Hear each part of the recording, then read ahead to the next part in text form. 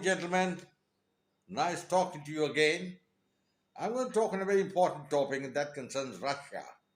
Russia, as you know, is one of the superpowers in the world. It's not what it was during the time when it was the union of the Soviet Socialist republics, but it has still got a standing in the world. And one man is a central figure in this entire 20th century is Mikhail Gorbachev.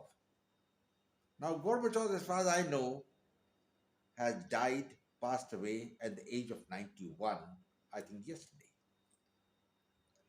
He was the president of the USSR, which was the successor state to Tsarist Russia, and he was instrumental in the breakup of the Soviet Union.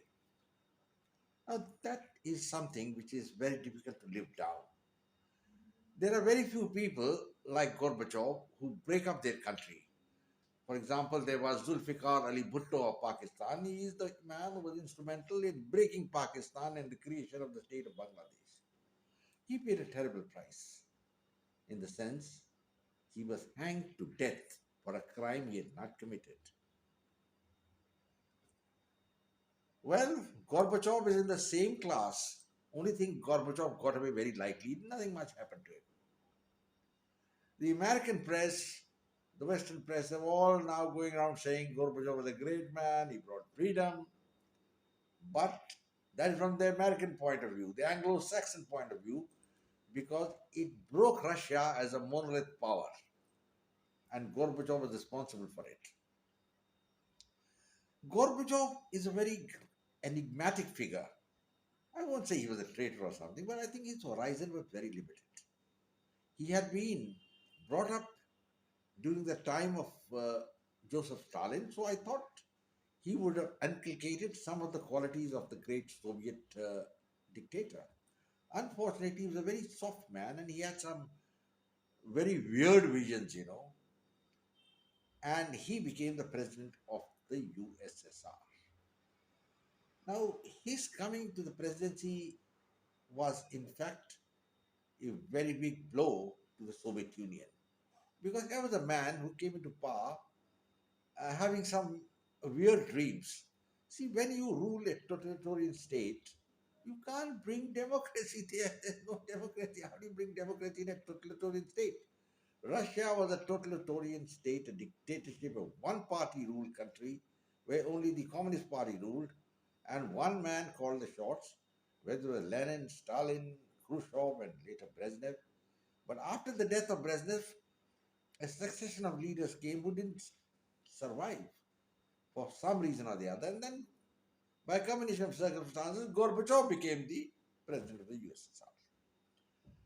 Now, I do not know what was in his mind, but he had something called glasnost, that is freedom.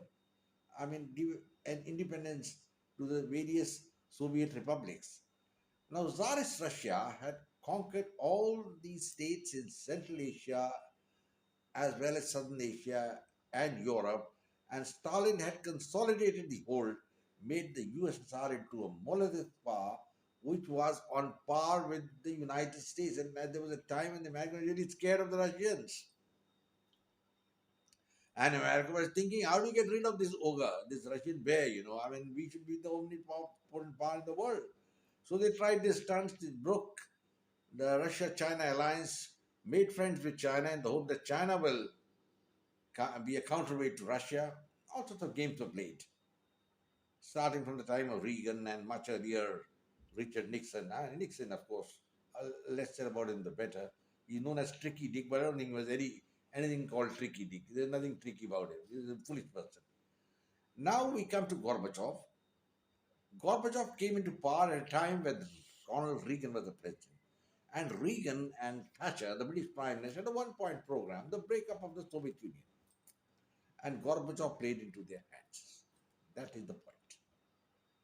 Gorbachev ushered in a policy of relative freedom for the occupied countries, which had been part of the Soviet or the Russian state for more than 125 years.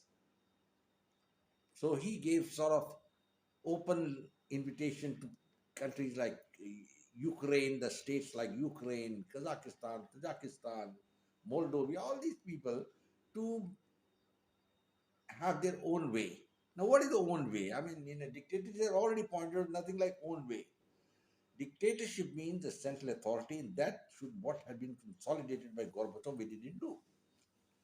Net result was fiscal tendencies broke up. But there were people who were opposed to Gorbachev. In 91, there was a military coup against Gorbachev. People who wanted to keep the old Soviet Union together. But things had changed in Russia, and the coup collapsed inside 2 days. Over. And Gorbachev could breathe in peace, and the Western powers were bloody delighted. Gorbachev presided over the liquidation of the Soviet Union, and by 1992 it was all over, bar the shouting. All the countries had broken away from the motherland, that is Russia, and Ukraine, Kazakhstan, all these countries went their own way. Gorbachev tried desperately to set up what is known as the CIS, the Organization of Central Asian States, which would be allied with Russia. But Russia was not an economic power, and there was nothing Russia could give to these countries. So they were not very happy with Russia at all. And ultimately, all of them, barring one or two, maybe Belarusia or something like that, others all broke away from the motherland. And some countries like Ukraine, as you know, have become anti Russia. There are even Georgia is anti Russia. So many people, and the Baltic states, which are part of the Soviet Union, are anti Russia. So Gorbachev did something which is unforgivable, breaking up of the Soviet Union. Obviously, his death has not marked any jubilation for anybody in Russia. It's been just reported quietly. He was living quietly in Moscow and just passed away. But Russians must be wondering that what went wrong that a man like Gorbachev should come into power and he should preside over the liquidation of the Russian Empire, the Soviet Empire, as they say, and an empire that is built up by Stalin. See, there are a lot of points one can say. There was a dictatorship, there's no freedom. Well, these same things continue even in China now.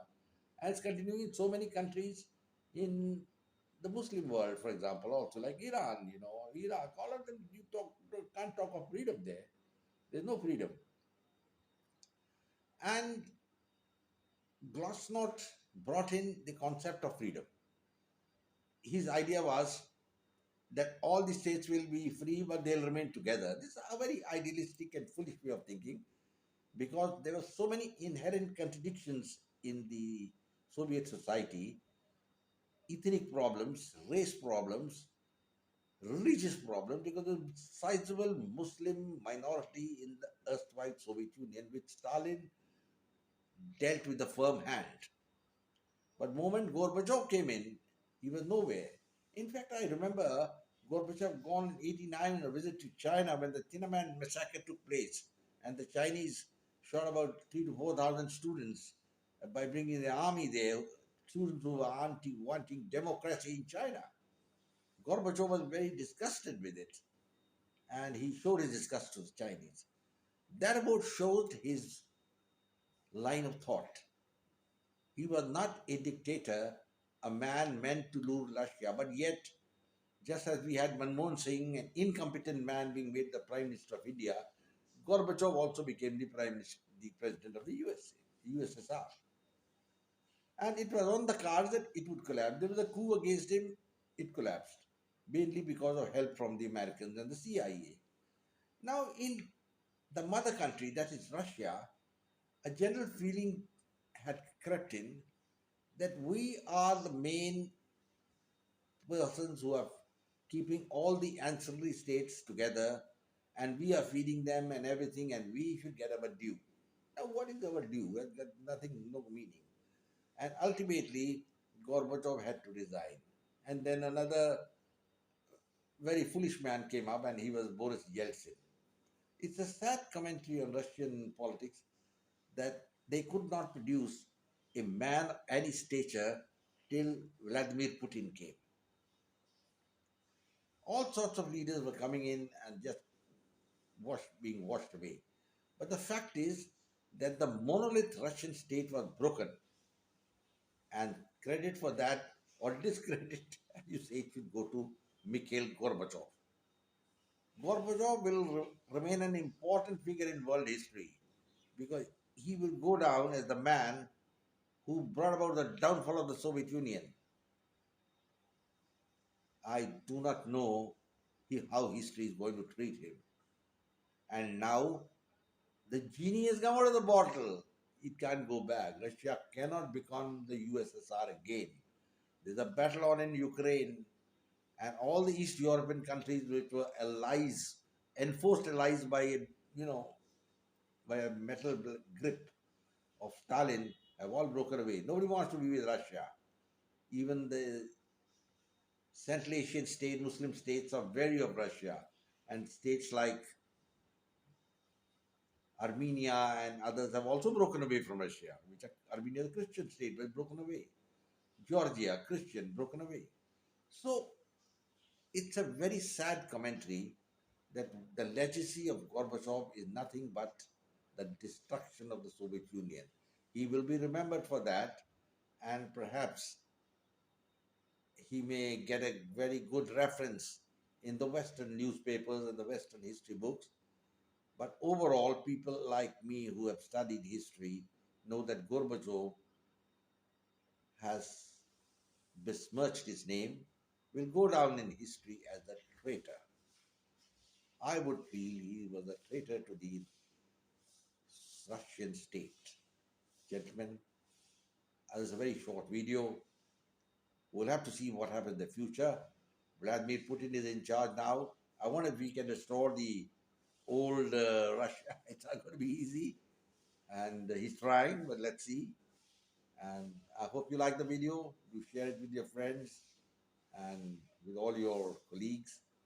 And I'm very happy if you subscribe to it. And I close now, sir. God bless. Jai Hind. Take care. Eat well.